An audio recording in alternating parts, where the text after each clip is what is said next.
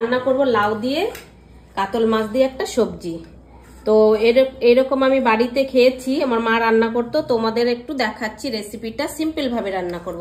তো উনানে তেল দিয়ে দিয়েছি, গরম হয়ে গেছে, মাছগুলো একটু ভেজে নিচ্ছি।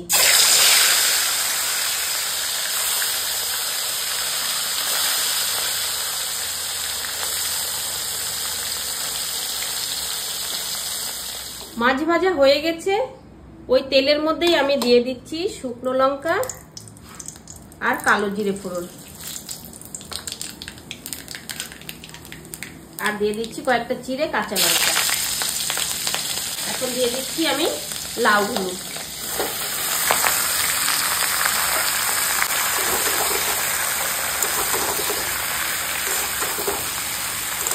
স্বাদ অনুসারে দিয়ে দিচ্ছি লবণ, দিয়ে দিচ্ছি হলুদ, আর বাটা মশলার মধ্যে দিচ্ছি আদা বাটা, জিরে বাটা। এখন ভালো করে 10 মিনিট কষিয়ে নেব।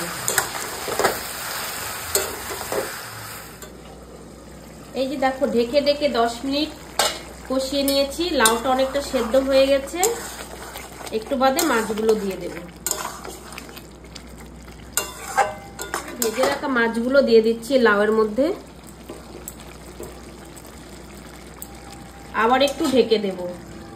আমি এখানে যেহেতু শুকনো লঙ্কার গুঁড়ো ইউজ করিনি, আমি পুরোটাই কাঁচা লঙ্কা দিয়ে রান্না করেছি। আর অনেকে লাউয়ের মধ্যে পেঁয়াজ ফোড়ন খায়, কিন্তু আমরা না কখনো পেঁয়াজ দিয়ে লাউ খাই না, বা রান্না করতেও জানি না। এই জিরে দিয়ে কিংবা কালো জিরে দিয়ে এগুলো দিয়ে রান্না করা হয়। তো এখন আরো 10 মিনিট রান্না করে নেব। আমার লাউ তরকারি প্রায় রেডি। এখন ধনেপাতা দিয়ে নামিয়ে নেব। আমি কিন্তু জল ইউজ করিনি, একদম লাউ থেকে যে জল ছেড়ে দিয়েছে সেই দিয়ে আমার রান্না হয়ে গেছে। তোমরা এরকম ভাবে বাড়িতে করে খেতে পারো। গরম গরম ভাত শরীরের জন্য ভালো, আর খেয়েও মন ভরে যাবে এইভাবে রান্না করে খেলে। ভিডিওটি দেখার জন্য ধন্যবাদ। এখন এই যে নামিয়ে নিচ্ছি।